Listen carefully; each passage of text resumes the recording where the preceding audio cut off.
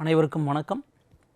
இன்றைய பாடப்பகுதியில் நம்ம எதை பற்றி பார்க்க போகிறோம் அப்படின்னு கேட்டிங்கன்னா, அறிவியல் தொழில்நுட்பத்தில் குறிப்பாக டிஎன்ஏ மறுசேர்க்கை தொழில்நுட்பம் இதை பற்றி நம்ம மிக முக்கியமாக நம்ம பார்க்க வேண்டியது இருக்குது.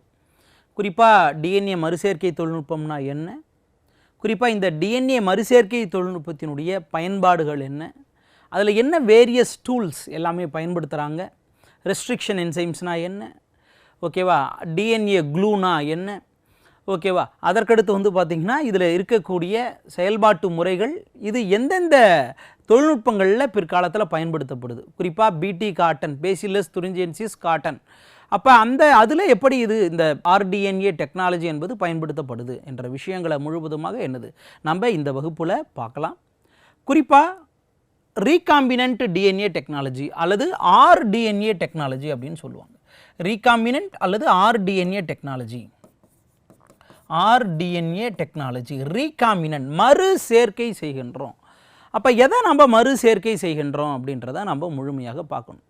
இதனுடைய எளிமையான விளக்கமாக நம்ம பார்த்தோம் அப்படின்னு கேட்டிங்கன்னா, ஆல்ரெடி நம்முடைய விருப்ப ஜீன்கள், குறிப்பாக ஒரு சிறிய கதை, ஓகேவா, ஒரு ரோஜா செடி இருக்குது அப்படின்னு பார்த்திங்கன்னா நமக்கு ஒரு பொருளாதார முக்கியத்துவத்துக்காகவோ அல்லது ஒரு அலங்காரத்துக்காகவோ நமக்கு ரோஸ் கலரில் தான் என்ன இருக்கும்னா ரோஜா செடி என்பது காணப்படும்.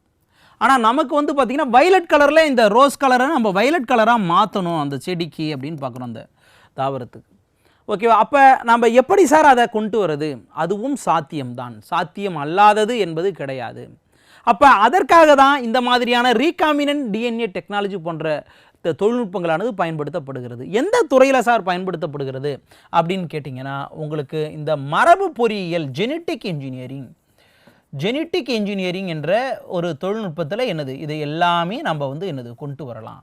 அப்போ ஜெனட்டிக் இன்ஜினியரிங்னா என்ன சார் அப்படின்னு நம்ம தெரிந்து கொள்ள வேண்டும் அப்படின்னு பார்த்தீங்கன்னா, முதல்ல இதில் இருக்கக்கூடிய இந்த கீவேர்டான ஜீன்னா என்ன சார் அப்படின்றத பற்றி நம்ம தெரிந்து கொள்ளணும். ஜீன்னா என்ன என்பதை பற்றி நாம் தெரிந்து கொள்ளணும். இந்த ஜீன்னா என்ன என்றால் அப்படின்னு கேட்டிங்கன்னா, ஜீன் என்பது வேறு ஒன்றும் கிடையாது, ஓகேவா. முதல்ல இந்த உலகத்தில் இருக்கக்கூடிய அனைத்து பொருட்களும் எதனால தான் ஆக்கப்பட்டிருக்கு, உயிருள்ள பொருட்கள் அனைத்தும் எதனால தான் ஆக்கப்பட்டிருக்கு, ஒரு செல், அதாவது செல் போன்ற அமைப்புகளை கொண்டு காணப்படுகிறது.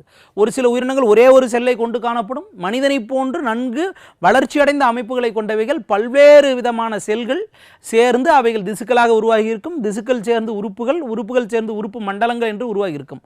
ஆனால் உயிருள்ள பொருட்கள் எல்லாத்துக்கும் அடிப்படையாக இருக்கக்கூடியது எது அப்படின்னு கேட்டிங்கன்னா, செல் அப்படின்ற ஒரு அமைப்பு, ஓகேவா. அப்போ ஒரு உயிரினத்துக்கு அமைப்பை கொடுக்கக்கூடியதும் அதுதான், ஒரு உயிரினத்திற்கு செயல்பாட்டுக்கு காரணமும் எது அப்படின்னு கேட்டிங்கன்னா இந்த செல் என்ற அமைப்பு தான், இந்த செல் என்ற அமைப்பு தான். அப்போ இந்த செல்லுக்குள்ள இந்த ஜீன் என்பது எங்கே சார் காணப்படுது அப்படின்னு கேட்டிங்கன்னா, செல் என்று எடுத்துக்கொண்டால் அதற்கு உட்கரு என்ற ஒரு அமைப்பு காணப்படும், நியூக்ளியஸ். உட்கரு என்ற அமைப்பு காணப்படும். இந்த உட்கருவின் நுள் என்ன காணப்படும், குரோமோசோம் என்பது காணப்படும். அந்த குரோமோசோம்களுக்குள்ளதான் என்ன இருக்கும் அப்படின்னு கேட்டிங்கன்னா, டிஎன்ஏ என்பது காணப்படும். டிஎன்ஏ என்பது காணப்படும், டிஆக்சி ரிபோ நியூக்ளிக் ஆசிட் அப்படின்னு சொல்லுவோம். டிஎன்ஏ என்பது காணப்படும். அப்போ இந்த டிஎன்ஏக்குள்ளே என்ன சார் இருக்குது அப்படின்னு கேட்டிங்கன்னா, டிஎன்ஏக்குள்ளே தான் உங்களுக்கு இந்த டிஎன்ஏ எதனால் ஆக்கப்பட்டது அப்படின்னு பார்த்தீங்கன்னா, நியூக்ளியோடைடுகளால் ஆக்கப்பட்டு காணப்படுகிறது. நியூக்ளியோடைடுகள் என்ற பொருட்களால் ஆக்கப்பட்டு காணப்படுகிறது. நியூக்ளியோடைட் பல லட்சக்கணக்கான நியூக்ளியோடைடுகள் ஒன்று சேர்ந்து தான் என்னத்தை உருவாக்குதுன்னா டிஎன்ஏவை உருவாக்குது. டிஎன்ஏ ஒன்று சேர்ந்த அமைப்பு தான் குரோமோசோம். குரோமோசோம் குறிப்பாக மனிதனில் எத்தனை குரோமோசோம்கள் காணப்படுகிறதுன்னு கேட்டால் 23x2, ஒரு செல்லில் 46 குரோமோசோம்கள் என்பது காணப்படுது. ஒரு செல் என்று எடுத்துக்கொண்டால் குறிப்பாக பார்த்தீங்கன்னா நம்ம உடலில் இனச்செல்கள், குறிப்பாக ஸ்பெர்ம் செல் ஆண்களில், பெண்களில் ஓவம் செல், இதை ரெண்டையும் தவிர்த்து இதுலேயும் குரோமோசோம்கள் இருக்கும். ஆனால் 23 என்ற ஒரு நிலையில் மட்டும்தான் இருக்கும், 23 மட்டும்தான் இருக்கும், ஓகேவா. ஆண் இனச்சொல்லியும் பெண் இனச்சொல்லியும் 23 என்ற நிலையில் தான் இருக்கும். அதனால தான் அது சிங்கிளாக இருக்கிறதால அதை ஹேப்ளாய்ட் செல்ஸ் அப்படின்னு சொல்லுவோம். அதை தவிர்த்து நம்ம உடலில் இருக்கக்கூடிய மற்ற அனைத்து பகுதிகளிலையும், அனைத்து செல்கள்லையும் பார்த்திங்கன்னா 23 இணை குரோமோசோம்கள் என்பது காணப்படும். 23 இணைன்னு எடுத்துக்கிட்டோம்னா 46 குரோமோசோம்கள் காணப்படும். 46 குரோமோசோம்கள், நம்ம உடம்புல பல லட்சம் கோடிக்கணக்கான செல்கள் காணப்படுது. ஒவ்வொரு செல்கள்லையும் என்ன இருக்குது, இந்த 23 இணை குரோமோசோம்கள் காணப்படுது. அந்த ஒவ்வொரு குரோமோசோம்கள்லையும் இந்த ஜீன்கள் என்பது அதாவது டிஎன்ஏ என்பது காணப்படும். அந்த டிஎன்ஏக்கள் அனைத்தும் பல லட்சக்கணக்கான நியூக்ளியோடைடுகளால் ஆக்கப்பட்டு காணப்படும். எல்லோரும் தலையெழுத்து அப்படின்னு சொல்லுவோம், அது தலையெழுத்து கிடையாது, டிஎன்ஏ எழுத்துக்கள். ஓகே, இந்த டிஎன்ஏ எழுத்துக்கள் தான் என்ன சார் பண்ணுது அப்படின்னு பார்த்தீங்கன்னா, ஒரு செல் எப்படி செயல்பட வேண்டும் என்ற கட்டளையை கொடுக்கக்கூடியதாக இருக்குது. அதனால தான் ஒரு செல்லுன்னு எடுத்துக்கிட்டால் அதை வந்து ஒரு தமிழ்நாட்டுக்கு இணையாக நம்ம ஒப்பிடுறோம், அல்லது ஒரு நாட்டுக்கு இணையாக ஒப்பிட்டுக்கணும். அந்த நாட்டினுடைய சென்ட்ரல் செக்ரட்டரியேட் எப்படி பிரதம அமைச்சர் எப்படி இருக்காங்களோ அதே மாதிரி தான் ஒரு செல்லோட சென்ட்ரல் செக்ரட்டரியேட் எது அப்படின்னு கேட்டிங்கன்னா அங்கே இருக்கக்கூடிய நியூக்ளியஸ், அங்கே இருக்கக்கூடிய அந்த நியூக்ளியஸ். ஓகே, அந்த நியூக்ளியஸ்க்குள்ளே இருக்கக்கூடிய அந்த டிஎன்ஏ தான் எல்லா இன்ஃபர்மேஷனையும் வச்சுருக்கணும். ஒருவர் எந்த நிறத்தில் இருக்க வேண்டும், எந்த அமைப்பில் இருக்க வேண்டும், ஒரு செல் என்ன வேலையை செய்யணும். குறிப்பாக நம்முடைய கணையம் என்று எடுத்துக்கொண்டோம் என்றால் அதில் 3 வகையான செல்கள், ஆல்ஃபா செல், பீட்டா செல் மற்றும் ஆமா செல்கள் காணப்படும். ஆல்ஃபா செல்லோட வேலை என்ன, குளுக்காகானை உற்பத்தி செய்யக்கூடியது. அப்போ குளுக்காகான அந்த ஆல்ஃபா செல் மட்டும்தான் உற்பத்தி செய்யும், பீட்டா செல் உற்பத்தி செய்யாது.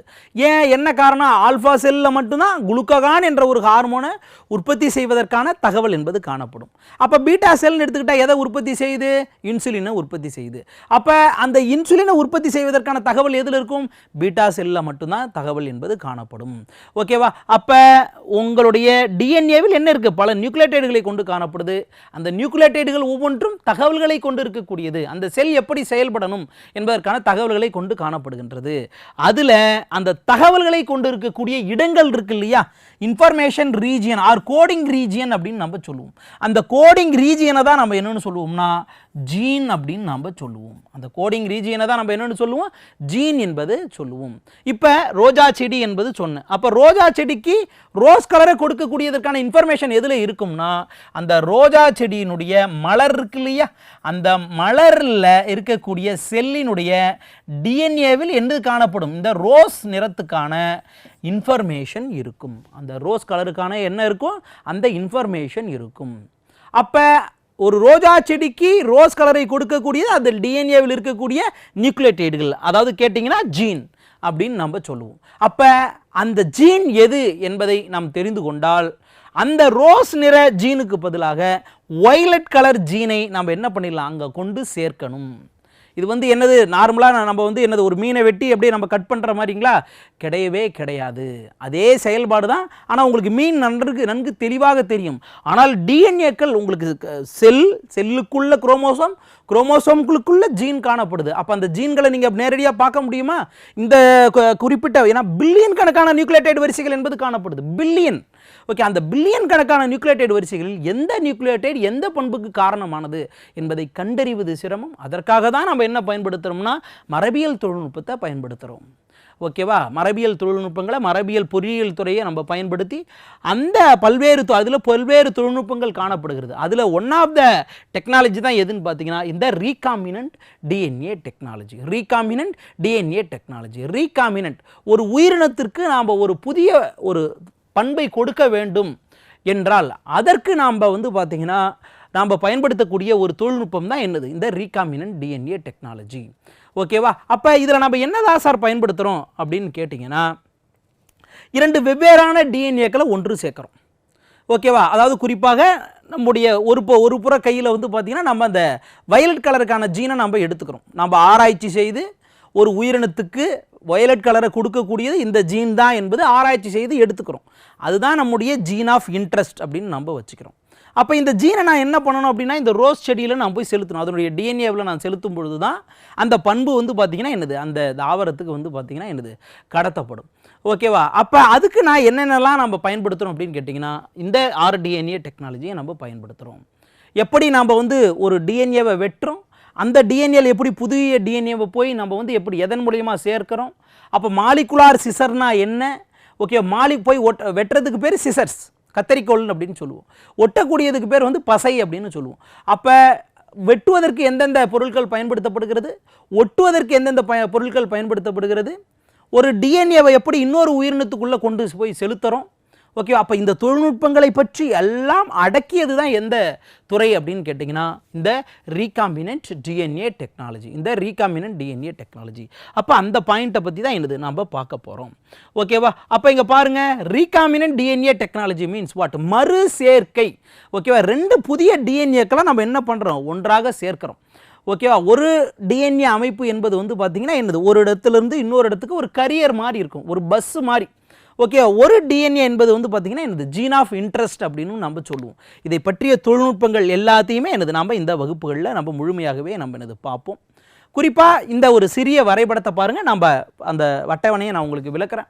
இந்த படத்தை நீங்கள் பார்க்குறப்ப உங்களுக்கு தெரிஞ்சிருக்கும், இதுதான் டிஎன்ஏவோட நமக்கு தேவையான ஒரு டிஎன்ஏ. நமக்கு தேவையான டிஎன்ஏனா என்னென்னா வயலட் கலர் டிஎன்ஏ அப்படின்றத நான் வச்சுக்கிறேன். இதை ஓகே, நான் உங்களுக்கு ஒரு எடுத்துக்காட்டுக்காக நான் இதை சொல்கிறேன், வயலட் கலர் டிஎன்ஏ. அப்போ அந்த வயலட் நிறத்தை கொடுக்கறதுக்கான ஜீன் தான் எது அப்படின்னு கேட்டிங்கன்னா இதை வந்து நான் ஆராய்ச்சி செய்து ஒரு உயிரினத்திலிருந்து நான் வந்து எக்ஸ்ட்ராக்ட் பண்ணுறேன். ஏதோ ஒரு உயிரினம், குறிப்பாக இப்போ வந்து வயலட் கலரில் இருக்கக்கூடிய ஒரு பூ வச்சுக்கோங்க. ஓகே, ஒரு ஃப்ளவர் இருக்குது, அந்த ஃப்ளவர் வந்து பார்த்திங்கன்னா வயலட் கலரில் இருக்கக்கூடியதாக இருக்குது. அப்போ அந்த வயலட் கலரை கொடுக்கக்கூடியது எது? இதனுடைய செல்களில் இருக்கக்கூடிய அந்த டிஎன்ஏல இருக்கும். அந்த டிஎன்ஏவை நான் ஆராய்ச்சி செய்து தனியாக எடுத்து வச்சுக்கிறேன். இதுதான் என்னன்னு கேட்டிங்கன்னா என்னுடைய இன்ட்ரெஸ்ட் டிஎன்ஏ. இதுதான் என்னுடைய இன்ட்ரெஸ்ட் ஜீன். ஓகே, இதை தான் நான் எதில் போய் செலுத்தணும் அப்படின்னு பார்த்தீங்கன்னா அந்த ரோஸ் செடியினுடைய ஃப்ளவருடைய டிஎன்ஏல நான் செலுத்தணும். ஓகே, அப்போ நான் எப்படி நான் நேரடியாக எடுத்துகிட்டு போய் செலுத்திட முடியுமா?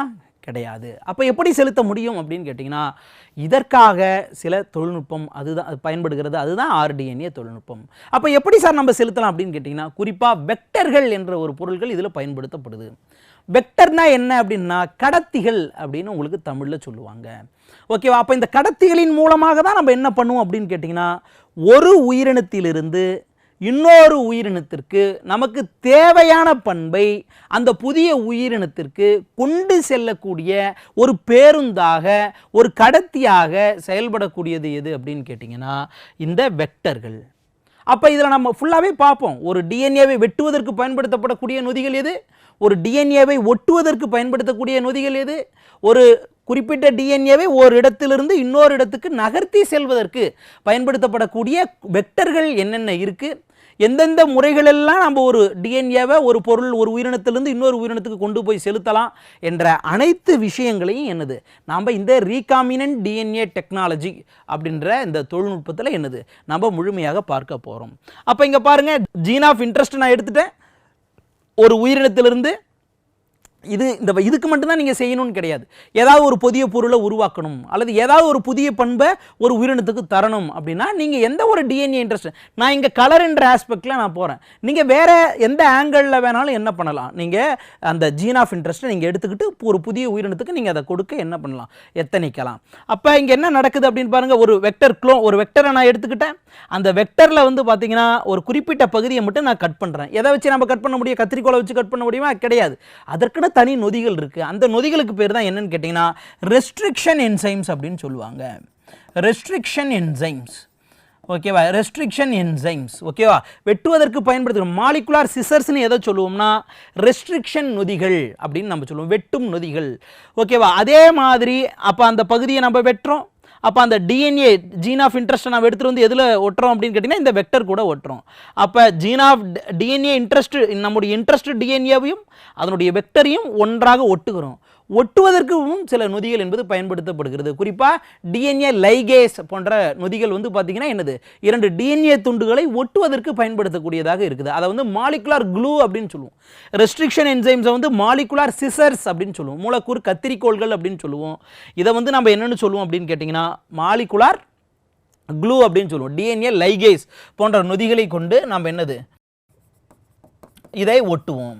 அப்போ ரெண்டையும் ஒட்டுவதால் வந்து நமக்கு என்ன கிடைக்குதுன்னா ஒரு ரீகாம்பினன்ட் டிஎன்ஏ என்பது கிடைக்குது. பாருங்கள், பச்சை நிறத்தில் இருக்கக்கூடியது ஒரு உயிரினத்திலிருந்து வந்த டிஎன்ஏ. சிவப்பு நிறத்தில் காணப்படக்கூடியது குறிப்பாக இதை வந்து என்னென்னு சொல்லுவாங்கன்னா வெக்டர்கள்னு சொல்லுவாங்க. குறிப்பாக காமனாக பயன்படுத்தக்கூடிய வெக்டர்கள் எதுன்னு கேட்டிங்கன்னா plasmid DNA. Plasmid DNA. Okay, இந்த பிளாஸ்மிட் டிஎன்ஏ எதிலிருந்து சார் பெறப்படுகிறது அப்படின்னு கேட்டிங்கன்னா பாக்டீரியாக்களிலிருந்து பெறப்படுகின்றது.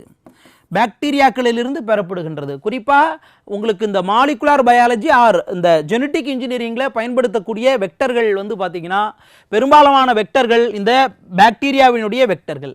பாக்டீரியாவில் எங்கே சார் இருக்குது இந்த பிளாஸ்மிட் டிஎன்ஏ இருக்குது? இதுதான் பாக்டீரியாவினுடைய உடல் அப்படின்னு நம்ம எடுத்துக்கிட்டிங்கன்னா பாக்டீரியாவின் உடலில் அதற்கான டிஎன்ஏ காணப்படும். இந்த பாக்டீரியாக்களுக்கென்றே வந்து பார்த்தீங்கன்னா ஒரு சிறப்பான ஒரு பண்பு காணப்படுது. ஏன்னா இந்த பாக்டீரியாக்களினுடைய உடலில் எக்ஸ்ட்ராவாக ஒரு டிஎன்ஏ காணப்படும். அதுக்கு பேர் தான் பிளாஸ்மிட் டிஎன்ஏ. அதற்கு பேர் தான் என்னன்னு கேட்டிங்கன்னா இந்த பிளாஸ்மிட் டிஎன்ஏ. இந்த பிளாஸ்மிட் டிஎன்ஏ குறிப்பாக இங்கே பயன்படுத்தக்கூடிய பாக்டீரியா எந்த பாக்டீரியாவாக இருக்குன்னு கேட்டிங்கன்னா அக்ரோபாக்டீரியம் டியூமிஃபேஷியன்ஸ்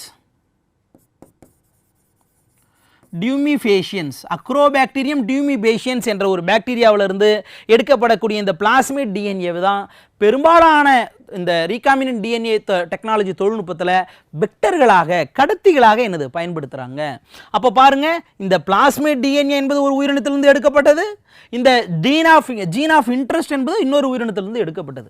இந்த ரெண்டு டிஎன்ஏவையும் ஒன்று சேர்க்கிறோம். எதை வச்சு ஒன்று சேர்க்கிறோம்?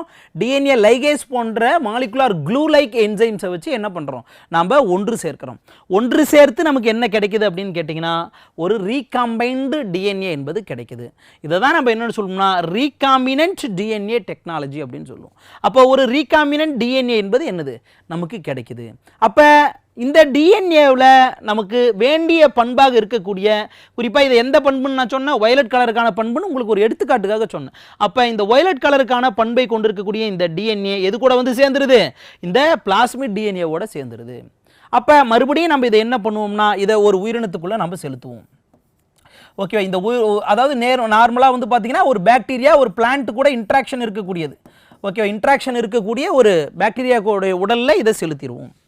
ஓகே, அப்படி செலுத்தும் பொழுது நமக்கு இந்த மரபணு மாற்றம் செய்யப்பட்டிருக்கக்கூடிய அல்லது மறுசேர்க்கை செய்யப்பட்டிருக்கக்கூடிய இந்த டிஎன்ஏவானது இந்த பிளான்ட்டோட டிஎன்ஏவோடு இணைந்து விடும்.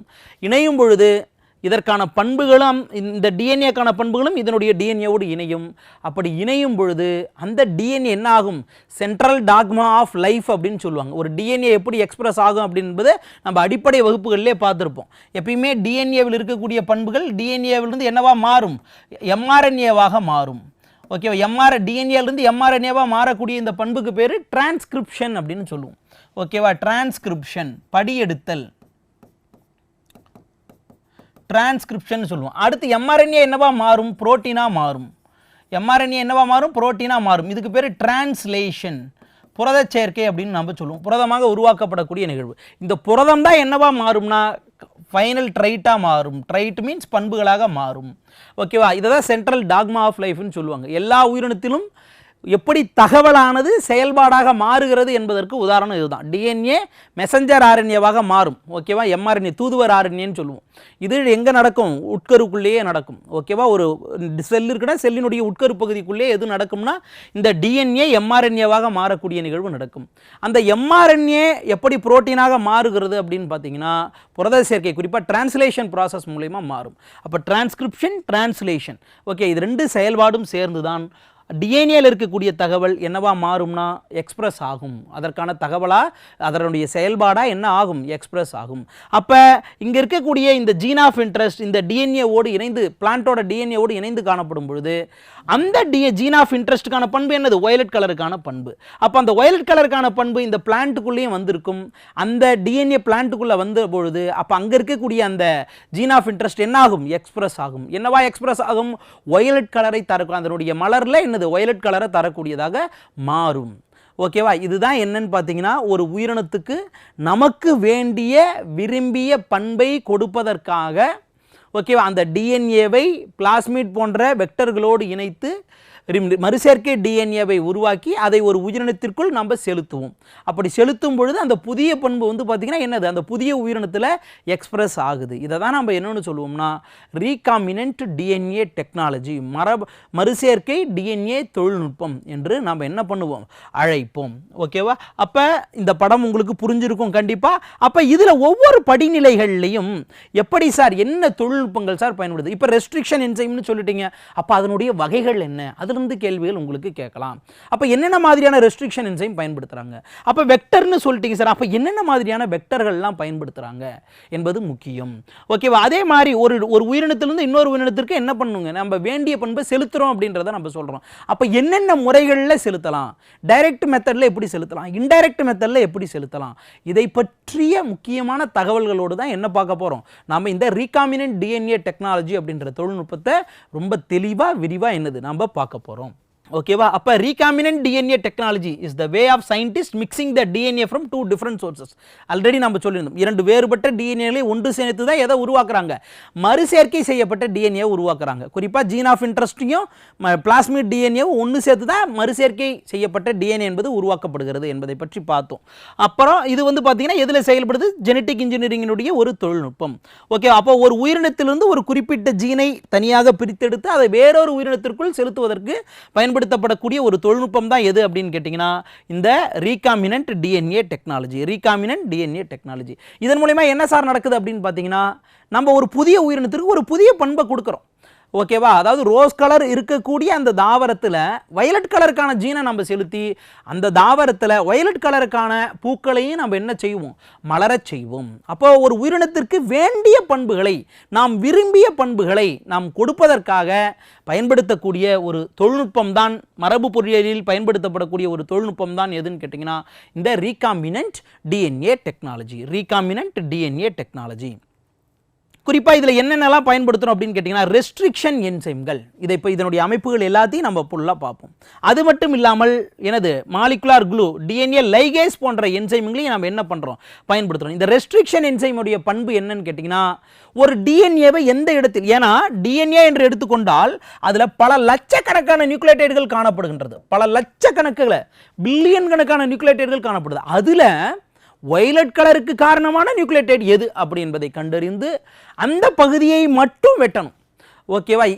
It helps for specific cutting on DNA. ஒரு குறிப்பிட்ட பகுதியில் மட்டும் அந்த டிஎன்ஏவை மட்டும் துல்லியமாக வெட்டுவதற்கு உதவக்கூடிய அந்த என்சைம்கள், நொதிகள் தான் எதுன்னு கேட்டிங்கன்னா இந்த ரெஸ்ட்ரிக்ஷன் என்சைம்ஸ். ஓகேவா? அதே மாதிரி இந்த வெட்டப்பட்ட டிஎன்ஏ துண்டுகளை எந்த இடத்தில் ஒட்ட வேண்டும் என்பதற்கு பயன்படுத்தப்படக்கூடியது எதுன்னு கேட்டிங்கன்னா டிஎன்ஏ லைகேஸ், மாலிகுலார் குளூ அப்படின்னு சொல்லுவாங்க. இதை ரெஸ்ட்ரிக்ஷன் என்சைம், மாலிகுலார் சிசர்ஸ் அப்படின்னு சொல்லுவாங்க. ரெண்டு ரொம்ப இம்பார்ட்டன்டான பாயிண்ட். ஓகே சார், வெட்டக்கூடிய பகுதி, வெட்டுவதற்கு உதவக்கூடிய நொதியை பார்த்துட்டோம். அது மட்டும் இருந்தால் போதுமா? கிடையாது. அப்போ அந்த பொருளை கடத்தி செல்லணும் இல்லையா? ஒரு உயிரினத்திலிருந்து இன்னொரு உயிரினத்திற்கு கடத்தி செல்லக்கூடிய ஒரு பேருந்தாக, ஒரு வாகனமாக, ஒரு கடத்தியாக செயல்படக்கூடியதற்கு பேர் தான் என்னன்னு கேட்டிங்கன்னா வெக்டர்ஸ் அப்படின்னு நம்ம சொல்லுவோம். குறிப்பாக பெரும்பாலுமாக பயன்படுத்தக்கூடிய வெக்டர்கள் எது அப்படின்னு பார்த்தீங்கன்னா பிளாஸ்மிட் வெக்டர்கள். ஓகேவா? இதிலே பல்வேறு வகையான வெக்டர்கள் காணப்படுகிறது. குறிப்பாக yeast associated vectors, bacteria associated vectors. Bacteria associated வெக்டர்ஸ்லேயே வந்து பார்த்தீங்கன்னா டியூபர் இன்டியூசிங் பிளாஸ்மிட்ஸ், ஓகேவா, BBR22, இந்த மாதிரி நிறைய வெக்டர்கள் எல்லாம் பயன்படுத்தப்படுது. அப்போ அந்த வெக்டர்கள்லாம் என்னது, அதனுடைய பண்புகள் என்ன என்பதை பற்றிய தகவல்களையும் என்னது நம்ம இந்த வகுப்புல முழுமையாக பார்ப்போம். ஓகேவா? ஸோ அப்போ it is just like a vehicle. Okay, vehicle to carry the new gene. Okay, cloning vector means it is just a vehicle. அப்போ இதை பற்றி நம்ம என்னது முழுமையாக பார்ப்போம். அதுக்கடுத்து ஹோஸ்ட் செல்லுக்குள்ளே என்ன பண்ணுறோம், நிறைய செல்களை செலுத்துகிறோம். ஓகே, இது எல்லாம் அடங்கிய அந்த தொழில்நுட்பம் தான் நம்ம டிஎன்ஏ மறுசேர்க்கை தொழில்நுட்பம் அப்படின்றத நம்ம சொல்லுவோம். குறிப்பாக இதில் இருக்கக்கூடிய ஸ்டெப்ஸ் என்ன, லாஸ்ட்டு ப்ரீவியஸ் இயரில் உங்களுக்கு PCR ரியாக்ஷனை பற்றி கேட்டாங்க, அதில் இருக்கக்கூடிய படிநிலைகள். அதே மாதிரி இதில் இருக்கக்கூடிய படிநிலைகள், ரீகாமினன்ட் டிஎன்ஏ டெக்னாலஜியில் இருக்கக்கூடிய இந்த படிநிலைகள் என்ன சார் அப்படின்னு கேட்டிங்கன்னா, ஃபஸ்ட்டு வந்து பார்த்திங்கன்னா நம்ம என்ன பண்ணுவோம், கட் பண்ணுவோம். எதில் கட் பண்ணுவோம், அந்த நம்ம ஜீன் ஆஃப் இன்ட்ரெஸ்ட் எந்த உயிரினத்தில் இருக்கோ அதை முதல்ல ஆராய்ச்சி செஞ்சு இந்த டிஎன்ஏ தான் நம்முடைய ஜீன் ஆஃப் இன்ட்ரெஸ்ட்னு கண்டுபிடிச்சி அதற்கப்புறம் தான் நம்ம என்ன பண்ணுவோம், அதை வெட்டுவோம். வெட்டதை எதை வச்சு வெட்டுவோம், நம்ம ரெஸ்ட்ரிக்ஷன் என்சைம்ஸை வச்சு நம்ம என்ன பண்ணுவோம், வெட்டுவோம். அதற்கடுத்து என்ன பண்ணுவோம், வெட்டியது குளோனிங் வெக்டர்லையும் வெட்டுவோம், அதே மாதிரி எதுலையும் வெட்டுவோம், ஜீன் ஆஃப் இன்ட்ரெஸ்ட்லையும் வெட்டுவோம். ரெண்டையும் தனியாக எடுத்து மறுபடியும் ரெண்டையும் ஒட்டுவோம். ரெண்டாவது ஸ்டெப் வந்து பார்த்தீங்கன்னா என்னது, ஜாயினிங் ஆர் லிட்டிகேஷன், இணைத்தல் செயல்பாடு அப்படின்னு சொல்லுவோம். மறுசேர்க்கை டிஎன்ஏவை நம்ம உருவாக்கக்கூடிய நிகழ்வு. குறிப்பாக அதற்கு பயன்படக்கூடியது டிஎன்ஏ லைகேஸ்.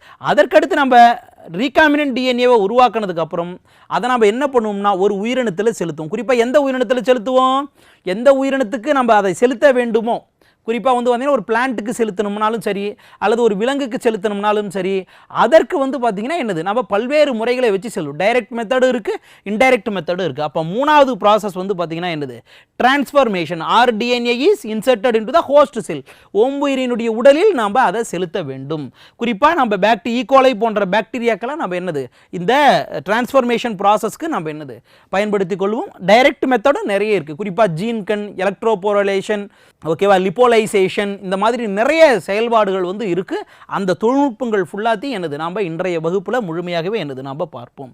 அதற்கடுத்து ஓகே நம்ம செலுத்தின உடனே அனைத்துமே நாம் வந்து இப்போ ஒரு செயல்பாடு செய்கிறோம் அல்லது ஒரு எக்ஸ்பெரிமெண்ட் செய்யணும், அந்த ஒரு எக்ஸ்பெரிமெண்ட் சக்ஸஸில் முடியுமா அப்படின்னு கேட்டிங்கன்னா என்னது கண்டிப்பாக 100% அது சக்ஸஸில் தான் முடியும் அப்படின்னு என்னது நம்மால் உறுதியாக சொல்ல முடியாது. அப்போ ஒரு 1000 செயல்பாடுகள் செய்தால்தான் அதில் ஒரு 10 ரியாக்ஷனாவது என்ன ஆகும், சக்ஸஸ் ஆகும். அப்போ அந்த 10 இது சக்ஸஸ் ஆகுது இல்லையா, அதுதான் நம்முடைய ரியாக்ஷன்.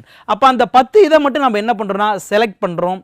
அதை நம்ம மறுபடியும் பிசிஆர் போன்ற தொழில்நுட்பங்கள், பாலிமரேஸ் செயின் ரியாக்ஷன் போன்ற தொழில்நுட்பங்களை பயன்படுத்தி நமக்கு அந்த 1000 இதில் 10 இது சக்ஸஸ் ஆகி வந்திருக்கும் இல்லையா, அந்த 10 செயல்பாடுகளை நம்ம என்ன பண்ணுறோம், பெருக்கிறோம். அப்போ நமக்கு சக்ஸஸ் ஆனதை செலக்ட் பண்ணிவிட்டு அதை நம்ம என்ன பண்ணுறோம், பல மடங்கு பெருக்கிறோம். பல மடங்கு பெருக்கும் பொழுது தான் நமக்கு வேண்டிய ஜீன்களானது என்னது நம்ம பெற்றுக்கொள்ள முடியும். அதுதான் ஸ்டெப் 4. ஸ்டெப் 5 வந்து பார்த்திங்கன்னா அப்படி நம்ம செலக்ட் பண்ணி தனியாக ஒதுக்கி அந்த ஜீன்களை நம்ம என்ன பண்ணோம்னா மறுபடியும் ஓம்புயிரியில் செலுத்தி நம்முடைய செயல்பாட்டை நம்ம என்ன பண்ணிக்கிறோம், நமக்கு வேண்டிய விரும்பிய பண்பை நம்ம அந்த உயிரினத்துக்குள்ளே செலுத்தி நமக்கு அதை எக்ஸ்பிரஸ் பண்ண வைக்கிறோம். எக்ஸ்பிரஸ் பண்ண வைக்கிறதுனா டிஎன்ஏவாக இருந்தால் மட்டும் போதாது, அந்த டிஎன்ஏ கலராக மாற்றப்படணும். அந்த புதிய ஓம்புயிரியில் செலுத்ததுக்கப்புறம் அந்த டிஎன்ஏ எக்ஸ்பிரஸ் ஆகணும். டிஎன்ஏ ஆர்என்ஏவாக மாறணும், ஆர்என்ஏ வந்து எம்ஆர்என்ஏவாக மாறணும், எம்ஆர்என்ஏ என்னவாக மாறணும், புரோட்டீனாக மாறணும், புரோட்டீன் வந்து அந்த பண்பாக என்னது மாற்றமடைந்து காணப்படணும். இதுக்கு பேர் தான் என்னன்னு கேட்டிங்கன்னா என்னது expressing of that particular new gene in the new host cell அப்படின்னு நம்ம சொல்லுவோம். அப்போ இந்த 5 படிநிலைகளை கொண்டதாக எது காணப்படுகிறது அப்படின்னு கேட்டிங்கன்னா இந்த ரீகாம்பினன்ட் டிஎன்ஏ தொழில்நுட்பம் என்பது காணப்படுகிறது. Cutting of DNA, litigation means joining of the DNA, then மூன்றாவது டிரான்ஸ்ஃபர்மேஷன், மாற்றுதல். எங்கு மாற்றப்படுகிறது, அந்த ரீகாம்பினன்ட் டிஎன்ஏவை ஹோஸ்ட் செல்லுக்குள்ளே மாற்றுறோம். எல்லா ரியாக்ஷனுமே சக்ஸஸ்ஃபுல் ஆகிடாது. 1000ல் ஒரு 10, 5 தான் சக்ஸஸ் ஆகும். அப்போ அந்த 5ஐயும் சக்ஸஸாக இருக்கக்கூடிய அந்த 10 அல்லது 5 வந்து நம்ம என்ன தனியாக பிரித்து எடுக்கிறோம். அதை மேலும் சக்ஸஸ் ஆனதை மட்டும் என்ன பண்ணுறோம், மல்டிப்ளை பண்ணுறோம். மல்டிப்ளை பண்ணினதுக்கப்புறம் அதை அந்த ஓம்புயிரியில் செலுத்தி நம்ம என்ன பண்ணுறோம், அந்த டிஎன்ஏவை எக்ஸ்பிரஸ் பண்ண வைக்கிறோம். இந்த 5 படிநிலைகளை கொண்டது தான் எதுன்னு கேட்டிங்கன்னா இந்த recombinant DNA technology. Recombinant DNA technology. அப்போ இந்த ரீகாம்பினன்ட் டிஎன்ஏ டெக்னாலஜியில் குறிப்பாக இதில் என்னென்ன டூல்ஸ் பயன்படுத்தப்படுகிறது, இதெல்லாம் கேள்விகள் கேட்கலாம். உங்கள் புத்தகத்தில் இருக்கக்கூடிய தகவல்கள் இது எல்லாமே ஓகேவா. குறிப்பாக இந்த ரீகாம்பினன்ட் டிஎன்ஏ டெக்னாலஜியில் பயன்படுத்தக்கூடிய தொழில்நுட்பத்தில் முதலாவது டூலாக நம்ம பார்க்க வேண்டியது எதுன்னு கேட்டிங்கன்னா ரெஸ்ட்ரிக்ஷன் என்சைம், வெட்டும் நொதிகள். ஓகேவா, வெட்டும் நொதிகள். அப்போ ஒரு டிஎன்ஏவை வெட்டுவதற்கு எந்தெந்த வகையான நொதிகள் காணப்படுகிறது என்பதை பற்றி என்னது நம்ம பார்க்குறோம். அதெல்லாம் டைப் 2 ரெஸ்ட்ரிக்ஷன் என்சைம்ஸ் அப்படின்னு நம்ம சொல்லுவோம். குறிப்பாக முதல் வகையாக நம்ம பார்க்க இருக்கக்கூடியது வந்து பார்த்திங்கன்னா ALU1. ஓகேவா, குறிப்பாக இந்த ALU1 என்பது எதிலிருந்து பெறப்படுகிறது அப்படின்னு கேட்டிங்கன்னா ஆர்த்ரோபாக்டர் லியூட்டஸ் என்ற ஒரு பாக்டீரியாவிலிருந்து பயன்படுகிறது. இதெல்லாம் ரொம்ப ரொம்ப முக்கியம். ஓகே, ஃபுல்லாக நீங்கள் எழுதி வச்சுக்கணும் இந்த பாக்ஸை ஃபுல்லாக. அதுக்கடுத்து BAMH1 என்பது பேசில்லஸ் அமைலோ லியூக்குஃபிஷியன்ஸ், பேசில்லஸ் அமைலோ லியூக்குஃபிஷியன்ஸ் என்ற ஒரு பாக்டீரியாவிலிருந்து பெறப்படுகிறது. அதே மாதிரி ICOR1 எசசெரியா கோலை, ஈகோலை பாக்டீரியாவிலிருந்து என்னது அது பெறப்படுகிறது. அதுக்கடுத்து HE3 and HIND3. HE3 and HIND3 means Haemophilus aegyptius என்ற ஒரு பாக்டீரியாவிலிருந்து பெறப்படக்கூடியது HE3 அண்ட் ஹீமோஃபிலஸ் இன்ஃப்ளூயன்சா என்ற ஒரு பாக்டீரியாவிலிருந்து பெறப்படக்கூடியது HIND3. இது ரொம்ப ரொம்ப முக்கியம். குறிப்பாக இது எந்த பகுதிகளில் வெட்டுகின்றது அப்படின்றத ரொம்ப ரொம்ப முக்கியம். குறிப்பாக இது வெட்டக்கூடிய இடம் எதுவாக இருக்கணும் அப்படின்னு பார்த்தீங்கன்னா குவானைன். ஓகேவா, குவானைன் அண்டு சைட்டோசின் இந்த 2 பகுதிகளுக்கு நடுவில் தான் எது வெட்டும் அப்படின்னு கேட்டால் ALU1 என்பது வெட்டும். குறிப்பாக உங்களுக்கு என்ன சார் ஜீனா என்ன சீனா என்ன என்பது உங்களுக்கு தெரிஞ்சிருக்கு. குறிப்பாக நீங்கள் ப்ரிலிமினரி எக்ஸாமினேஷனில் மரபியல் என்ற சாப்டரில் நீங்கள் முழுமையாக பார்த்துருந்துருப்பீங்க. உங்களுக்கு இந்த நைட்ரஜன் கார இணைகள் நியூக்ளியோடைடுன்னு எடுத்துக்கிட்டால் என்னது நியூக்ளியோடைடுகள் என்று எடுத்துக்கொண்டால், ஏன்னா டிஎன்ஏ எல்லாமே என்னன்னு நம்ம சொல்லியிருக்கோம், நியூக்ளியோடைடுகளால் ஆக்கப்பட்டு காணப்படுது அப்படின்னு சொல்லும். இந்த நியூக்ளியோடைடுகள் அப்படி என்பதை நம்ம எடுத்துக்கொண்டால் எதனால் ஆக்கப்பட்டு காணப்படுகிறது? பாஸ்போரிக் அமிலம், phosphoric acid, deoxy ribo sugar plus nitrogen base அப்படின்றது உங்களுக்கு தெரியும். இந்த நைட்ரஜன் பேஸே மொத்தம் எத்தனை வகை காணப்படுகிறது அப்படின்னு கேட்டிங்கன்னா அடினைன், ஓகேவா, தையமின், ஓகேவா, guanine, cytosine. Adenine, thiamine, guanine, cytosine. அப்போ 4 வகையான நைட்ரஜன் பேஸ்கள், நைட்ரஜன் காரங்கள் என்பது காணப்படுகிறது. அப்போ இந்த காரங்களை பொறுத்து இந்த நியூக்ளியோடைடுகள் எத்தனை வகைப்படும்? 4 வகையாக காணப்படுகிறது. அது என்பது உங்களுக்கு தெரியும். அப்போ இந்த 4 வகையான நியூக்ளியோடைடுகள் என்பது ஒரு டிஎன்ஏவில் காணப்படுகிறது. அப்போ இந்த 4 வகையான நியூக்ளியோடைடுகளில் எந்த இடத்தில் இது வெட்டுகின்றது? இங்கு ஏ என்றால் அடினைன், ஜி என்றால் குவானைன், சி என்றால் வந்து சைட்டோசின், டி என்றால் வந்து தையமின். அப்போ அடினைன், குவானைன், சைட்டோசின், தையமின் என்று இருக்க வேண்டும். இது பாலிண்ட்ரோமிக் சீக்வன்ஸாக இருக்கணும். பாலிண்ட்ரோமிக்னா ஃபர்ஸ்ட் ரோல் எப்படி இருக்கோ அதே மாதிரி அது அப்படியே ரிவர்ஸில் ரிப்பீட் ஆகணும். அடினைன், குவானைன், சைட்டோசின், தையமின் இருந்தால் அது அப்படியே ரிப்பீட் ஆகணும். அடினைன், குவானைன், சைட்டோசின், தையமின் என்று ரிப்பீட் ஆகக்கூடிய இந்த சூழ்நிலையில் குவானைனுக்கும் சைட்டோசினுக்கும் இடையே ஒரு பிளவை உருவாக்கக்கூடியது எதுன்னு கேட்டிங்கன்னா இந்த ALU1. அதே மாதிரி guanine, guanine, adenine, thiamine, cytosine, cytosine இருக்கணும். அதே சீக்வன்ஸ் ரிவர்ஸில் வரணும். அந்த மாதிரி இருக்கக்கூடிய சூழ்நிலையில் 2 குவானைன்களுக்கு இடையே ஒரு பிளவை உருவாக்கக்கூடியது எதுன்னு கேட்டிங்கன்னா இந்த BAMH1 என்பது என்ற ஒரு ரெஸ்ட்ரிக்ஷன் என்சைம். அதேமாதிரி guanine, adenine, adenine, thiamine, thiamine, cytosine என்பதும் அது அப்படியே ரிவர்ஸில் வரும் பொழுதும் குவானைனுக்கும் அடினைனுக்கும் இடையில் வெட்டுவது எது அப்படின்னு கேட்டிங்கன்னா EcoR1.